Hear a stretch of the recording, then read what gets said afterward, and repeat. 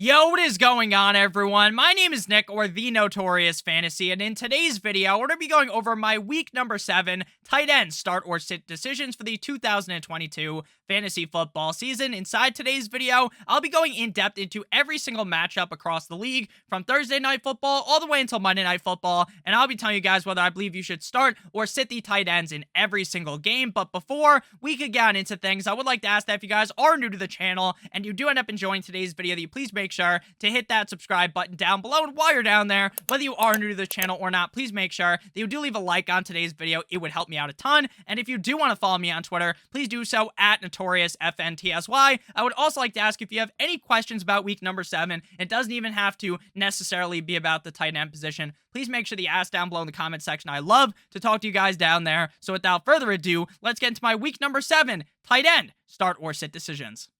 We begin with Thursday Night Football, the New Orleans Saints at the Arizona Cardinals. In this matchup, the Saints are going to be without Michael Thomas as well as Jarvis Landry. Now, good news for the Saints, it does appear that Jameis Winston could be good to go to play in this game. The team also said that Andy Dalton is cleared to play as well. Now, what does that mean for the Saints? I'm not really sure who's going to be the starting quarterback. Now, I don't think they would have cleared Jameis Winston to play for him to be the backup. Now, I could be incredibly wrong. We will have a lot more news about this situation on Thursday. Tomorrow, this video is being recorded on Wednesday. But here, I assume right now, based upon the news that we have, that famous Jameis will be starting. Now, without Michael Thomas, without Jarvis Landry, hopefully with Chris Olave, this team is likely to try to go more with Taysom Hill, especially if Jameis Winston isn't 100% there. Now, Jameis Winston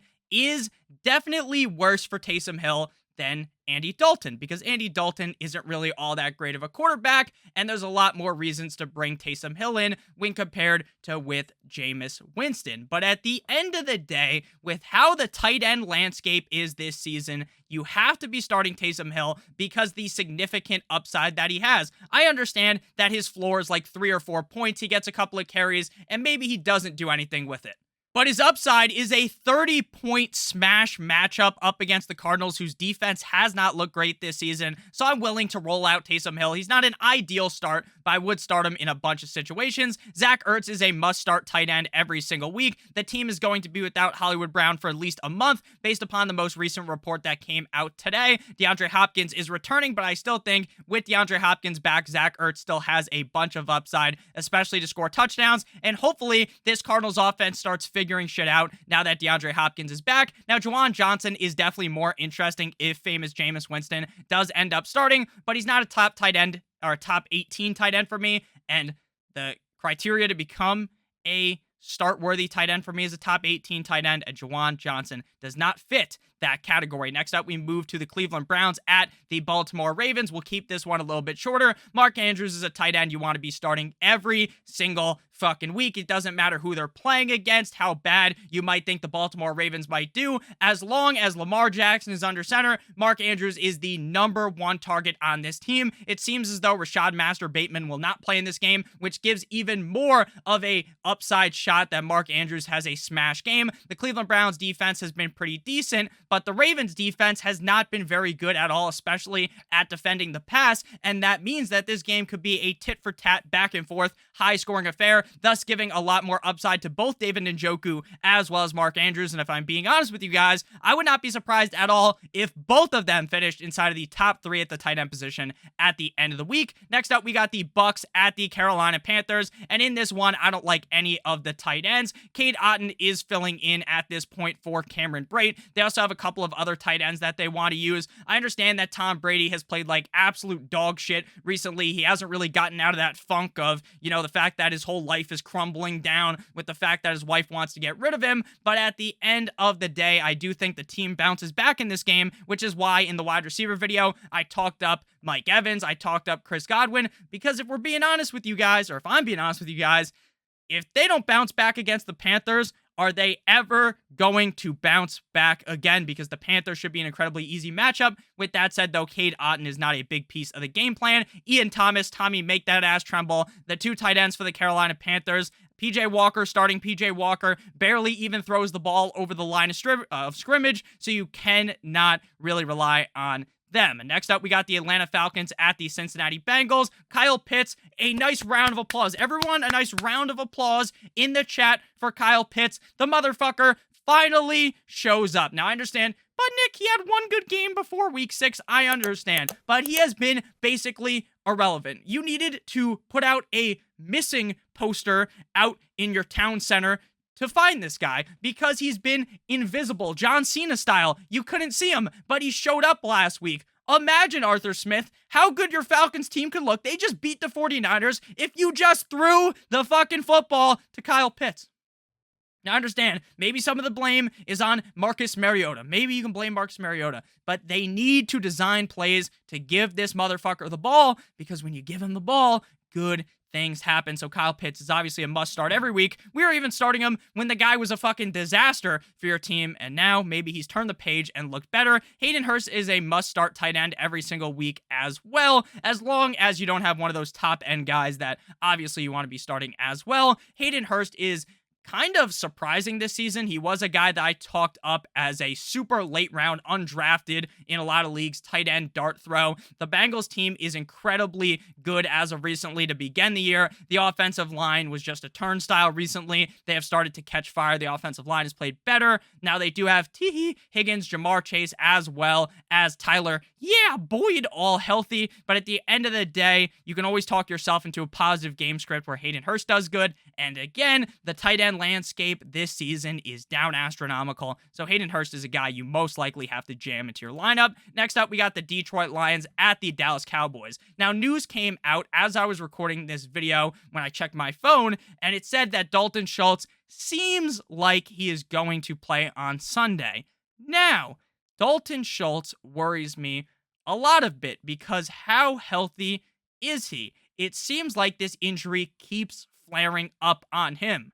So, while he might quote-unquote start the game, I'm not too sure how many snaps he's going to get. It might be like T. Higgins in that primetime game against the Ravens where he's technically in the game, but he's not doing much. So I kind of want to see it with Schultz before I throw him in there. I know some people might be in down bad situations and have to play him. If he ends up getting ruled out, then Jake Ferguson might be a little bit interesting, but I'd probably sit him as well. TJ Hawkinson, there's kind of a bad narrative around his name because, oh my God, he only produces when Amon-Ra St. Brown and when DeAndre Swift are hurt. And while that has been true, the Lions offense has just been so ferocious, like they're a real fucking lion.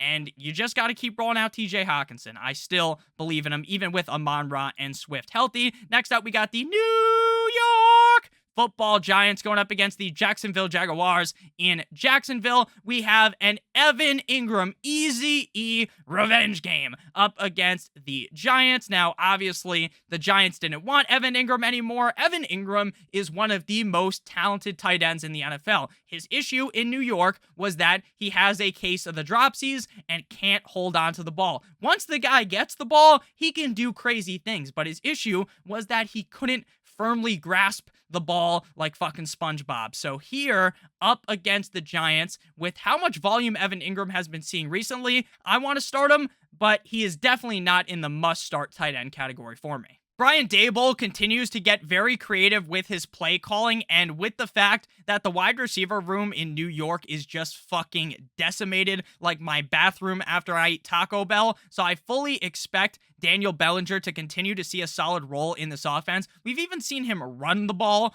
for the Giants, so I think Daniel Bellinger is going to be a key piece. He's a rookie, so maybe next season Daniel Bellinger is a guy that we talk up a little bit more highly than right now. The Jaguars' defense is pretty decent, I will give them that, but I still think Daniel Bellinger, especially with so many bye weeks this week, is worthy of a start. Next up, we got the Indianapolis Colts at the Les Titans. Mo Alley Cox does this thing about once or twice or 3 times max a season where the guy goes balls deep into the defense. He drops 20 plus points. He scores like 2 or 3 fucking touchdowns and the guy goes crazy and everyone's like, oh, it's funny. His name is Mo Alley Cox. Ha ha ha. I think it's kind of funny as well. But then after that, it's radio silence for weeks, and then maybe he pops up and does it 1 more or 2 more times in the season. It is virtually impossible to predict it.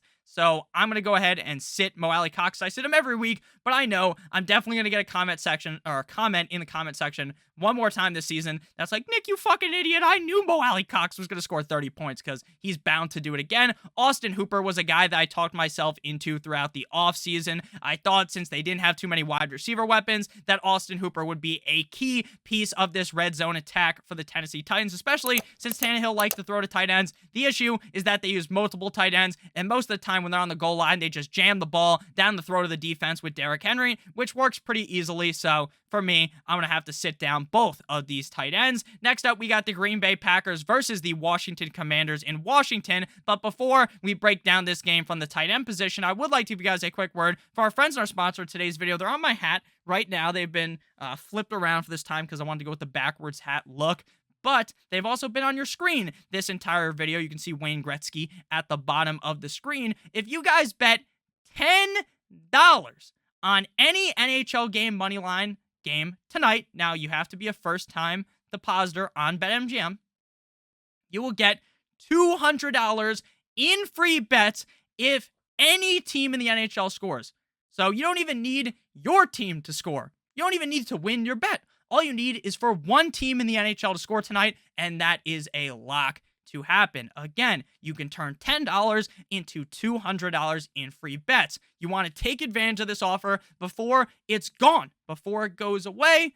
Free money from sportsbooks is awesome, so you might as well take advantage right now. Again, bet $10 on any game in the NHL's money line tonight, and you will win $200 in free bets that you can use on any sport. Maybe you're a football guy, NBA guy, you can bet, or maybe NHL. You can bet on any sport, MLB as well, with those free bets. All you got to do is place a $10 free bet on the money line tonight in NHL.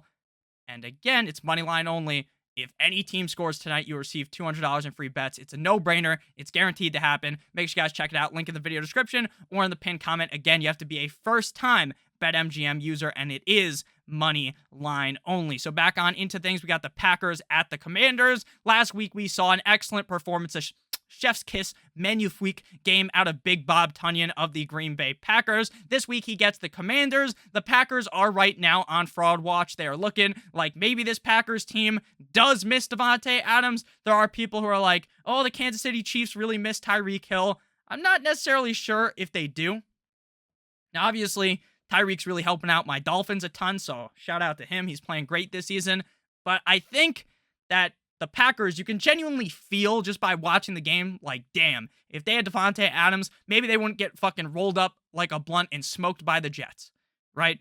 But with the Chiefs, they're still winning without Tyreek Hill. So Robert Tunyon now elevates himself without Davante Adams. Obviously, he's kind of risky every single week. You need a decent amount of targets to go his way. He saw a ass load of targets last week. I think he has a decent game up against the Commanders' defense. John Masturbates might be out in this game, it appears. Logan Thomas may be returning. He's been out for a little bit of time. Neither of them really excite me, even though the Packers' defense has not been great. Next up, we got the Jumbo Jets at the Denver Broncos. We got Greg Dulcich, who scored a touchdown on Monday Night Football. He looks like one of those fucking surfer dudes. Just look up a picture of Greg Dulcich if you don't know what he looks like. He looks awesome, in my opinion, but at the end of the day, I don't really want to be starting him. Russell Wilson has been an immense disappointment. I know if you watch the quarterback video, you might be thinking, but Nick, you told me to start Russell Wilson. Yes, this is the last straw I have on Russell Wilson. He typically plays better not on prime time,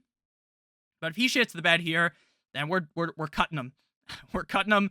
Tyler Conklin performed amazingly with Cool Joe Flacco under center. Ever since they pivoted off of Cool Joe Flacco to Zach Wilson, I understand that Zach Wilson has helped this team out a ton. They've been winning these games, but he's not really doing much. He's kind of just a game manager. He doesn't throw the ball to Tyler Conklin, so it's not worth starting him. If he does start to feed Conklin, then we could see Conklin explode because Conklin did look really good with Flacco, but right now it's kind of off the board for me. Next up, we got the Houston Texans at the, turn your volume down, the Las Vegas Raiders. Now, Darren Waller is certainly up in the air on his health. This team did have a bye week last week, as did the Houston Texans. So I do think there is a pretty good likelihood that Darren Waller plays this week. Again, I'm not a fucking doctor. I'm as much of a doctor as the ones you can watch on the hub who are not actual doctors as well. So Darren Waller, to me, I think he's going to play. So I'm firing him up. If he doesn't play, then Foster Moreau would be the other guy, the kind of the heir to the Iron Throne of the Las Vegas Raiders tight ends.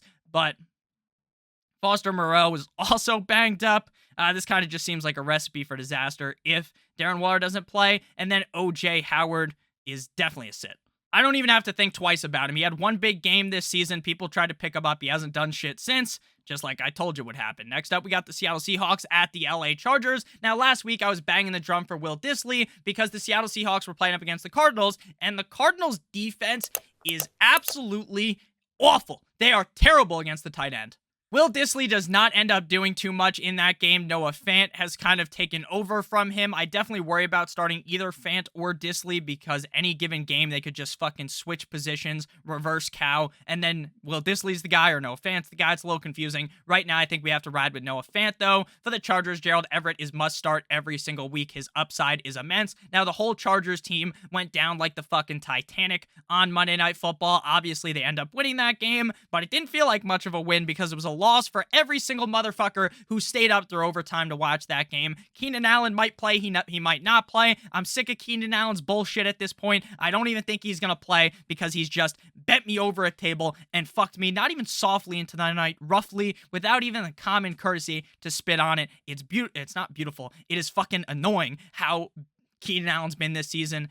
Gerald Everett, I'm starting him even if Keenan Allen is back. Next up, we got the Kansas City Chiefs at the San Francisco 49ers. Again, another player with the Kansas City Chiefs that you're starting every single week. Travis Kelce right now is the pretty clear tight end number one. Now, obviously, things could flip if Mark Andrews goes on a hot streak. Mark Andrews is obviously talented enough to be the number one tight end in all of fantasy football. This week up against the Niners defense that is beat up and battered, I expect Kelce to have a pretty solid performance. George Kittle meet Timbers did finally perform last week up against the Atlanta Falcons. It's been what feels like years since George Kittle has lived up to his ADP. He finally has a decent game. Let's hope he can continue to build on that and have yet another good game up against the Kansas City Chiefs. Next up, we move to Sunday Night Football. The Pittsburgh Steelers at the Miami Dolphins. In this game, I'm going to be starting both tight ends. Now, if Pat Freiermuth is healthy, we're assuming he's going to be healthy, then we are going to play him.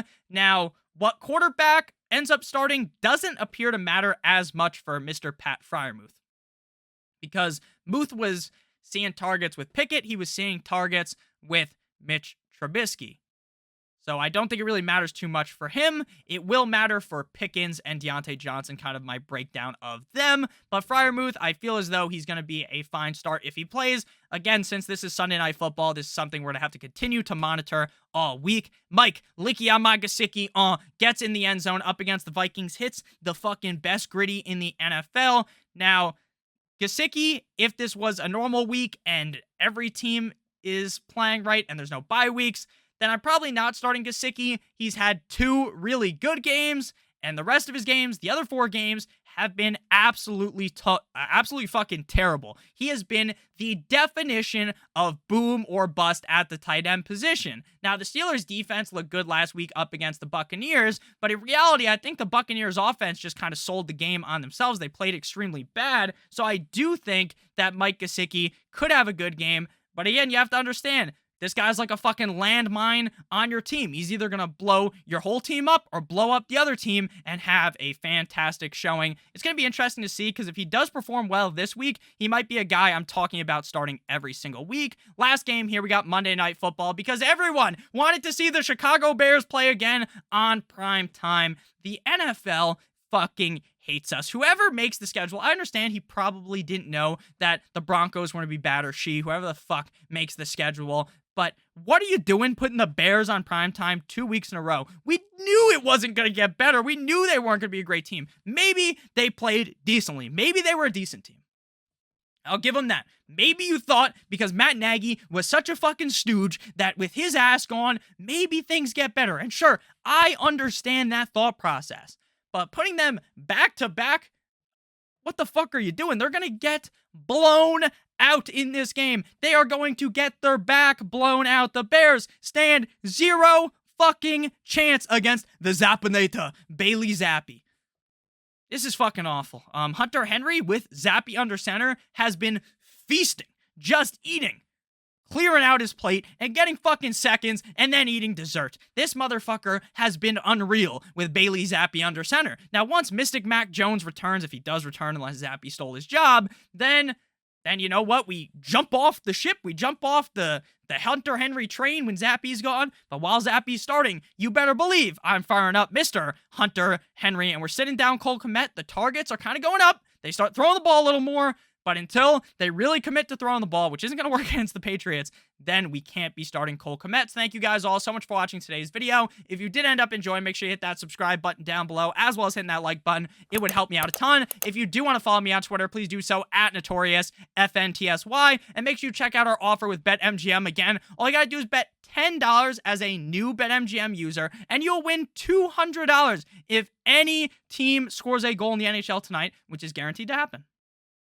Again, all you gotta do is bet $10 on any pre-game money line for the NHL. You don't even have to know shit about the NHL. You can lose your bet, and you'll still get the $200 free dollars in free bets. So make sure you guys check that out. Again, money line only. Bet $10 if you're a new user. Win $200 if any team scores a goal tonight, which is guaranteed to happen. So thank you guys all so much for watching. Again, if you did end up enjoying, make sure you hit that subscribe button. I love you guys all so much. I hope you have a great rest of your guys' day. And as always, good boy!